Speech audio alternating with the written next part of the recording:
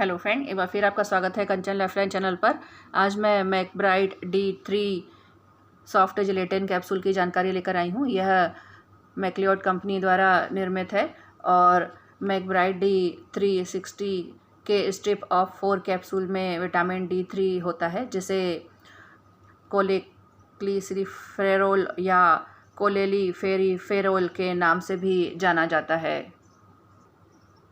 यह vitamin D और calcium की कमी के उपचार और रोकथाम के लिए इसका उपयोग किया जाता है। साथ ही ऑस्टियोपोरोसिस और हड्डियों के विकार के उपचार और रोकथाम के लिए सहायक के रूप में उपयोग की जाती है।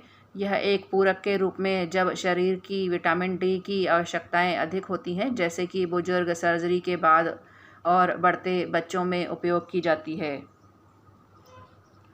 इस पूरक को अपने चिकित्सक द्वारा सलाह के अनुसार ही लें और बताई गई दैनिक खुराक से अधिक विटामिन की खुराक का सेवन नहीं करना चाहिए।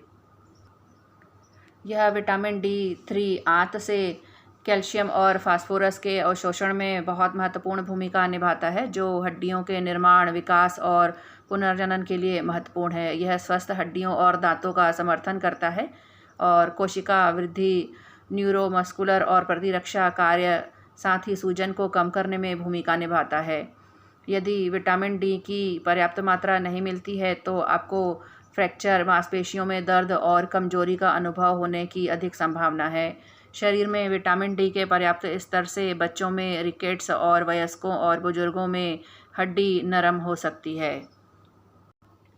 वैसे यह बहुत कम खाद्य पदार्थ उत्पादों में विटामिन डी का अच्छा स्रोत होते हैं, जैसे कॉड लीवर तेल, पनीर, अंडे की जर्दी में। जब हम सूरज के संपर्क में आते हैं तो हमारी त्वचा के नीचे विटामिन डी बनता है। 10 से 30 मिनट के लिए सप्ताह में कम से कम 2 बार सुबह 10 से दोपहर 3 बजे तक सूर्य का संपर्क विटामिन की कमी को रोकने में मदद कर सकता है। तो फ्रेंड, इस तरह से इस पूरक की अधिक मात्रा लेना हानिकारक हो सकता है। ओवरडोज से पेट में गड़बड़ी और शरीर में कैल्शियम का स्तर बढ़ सकता है और यह पूरक गर्भवती महिला द्वारा चिकित्सकीय देखरेख में लिया जाना चाहिए। विटामिन डी की उच्च खुराक गर्भावस्था में नहीं ली जाती है। तो फ्रेंड, इस तरह से मैकब्राइड D3 कैप्सूल का स्ट्रिप विटामिन डी की एक उच्च खुराक है और दैनिक उपभोग के लिए नहीं है। विटामिन डी की उच्च खुराक को कुछ हफ्तों के लिए सप्ताह में 1 बार लिया जाना चाहिए, जैसे कि आपके डॉक्टर ने आपको सलाह दी होगी।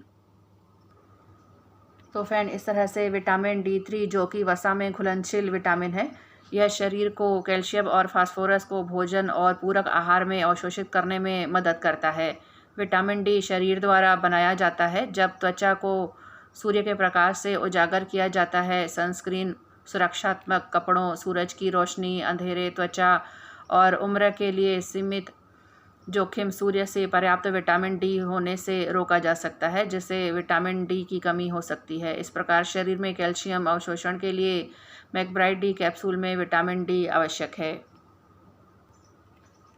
यह हड्डियों और दांतों को मजबूत रखने, थकान, तनाव और मांसपेशियों में दर्द कम करना, साथ ही प्रतिरक्षा को बढ़ावा देना और संक्रमण के खिलाफ प्रतिरोध को बढ़ाना और मधुमेह संबंधी जटिलताओं और कार्डियोवास्कुलर रोगियों के लिए यह पूरक है।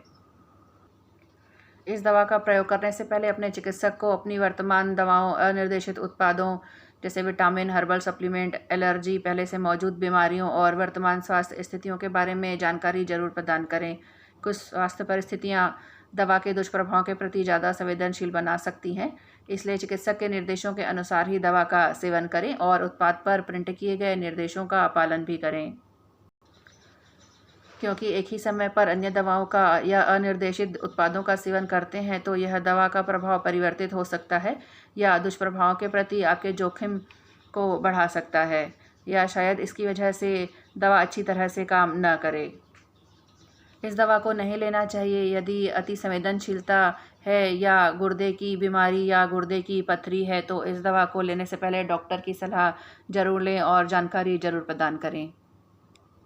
इस दवा को सामान्य तौर पर खाना खाने के बाद ही लिया जाता है। साथ ही प्रतिघात प्रभावों की वजह से कुछ दवाओं को धीरे धीरे कम करने की ज़रूरत होती है या उन्हें तुरंत बंद नहीं किया जा सकता। अपने शरीर, स्वास्थ्य और आपके द्वारा प्रयोग की जाने वाली अन्य दवाओं के अनुसार सुझाव के लिए आप डॉक्टर की सलाह ले सकते हैं।